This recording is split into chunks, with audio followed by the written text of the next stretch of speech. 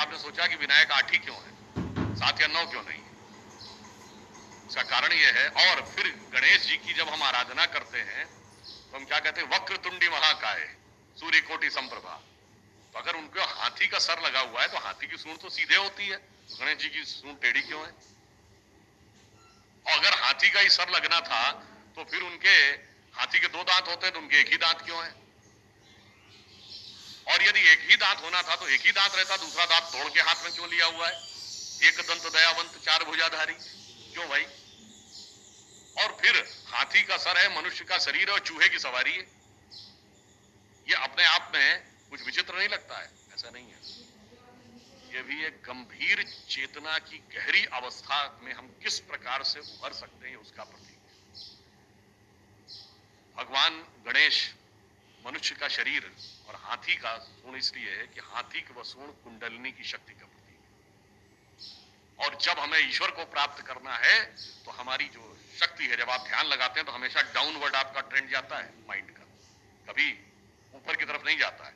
जब हम अपनी आंतरिक चेतना की शक्ति को डाउनवर्ड से अपवर्ड करेंगे तब यात्रा शुरू होगी। इसलिए सदैव उनकी सूंड ऊपर की तरफ।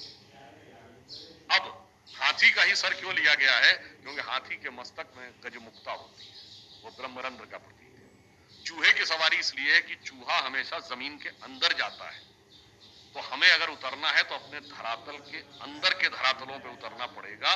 वहां से जाके हमें वह नए आयाम मिलेंगे। और 8 विनायक क्यों हैं? क्योंकि 8 सिद्धियां होती हैं, अणिमा गरिमा महिमा लघिमा प्राप्त प्रकाम में ईश्वरत्व वशित्व। तो जो जो आप कुंडली का एक एक चक्र भेदन करते जाएंगे, एक एक सिद्धि प्राप्त होती जाएगी। और फिर एक दांत क्यों है? मूलाधार स्वादिष्ठान अनाहत और आज्ञा चक्र के बाद की यात्रा अब द्वैत से नहीं हो सकती। यानी अब ईश्वर और संसार दोनों में एक साथ मन लगाकर यात्रा नहीं हो सकती। अब एक के साथ संबंध तोड़ना पड़ेगा।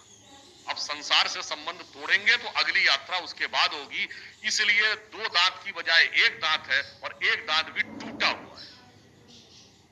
अब बताइए, मैं कहना चाहता हूं, फिर अखबार का उल्लेख कर रहा हूं, 1854 में शिकागो हेराल्ड ट्रिब्यून में कार्ल मार्क्स ने लिखा कि बंदर हनुमान, नंदी बैल और हाथी गणेश को पूजने वाले हिंदू चाहे जितने समृद्ध हों, वो इसी लायक थे कि उन पर हुकूमत की जाए, क्योंकि उसने एक प्रकार अंतर से कहा कि हम लोग मूर्ख थे।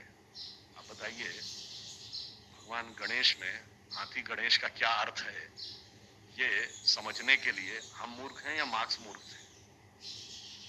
मगर हमारे दिमागों में इस प्रकार की बातें भरी गई कि जैसे हमारे देवी देवता, हमारी संस्कृति, हमारा विचार वो इतना गहरा है, वो इतना डेप्थ है कि जैसे कोई पीएचडी के बारे में टिप्पणी करने लगे नर्सरी केजी का बच्चा।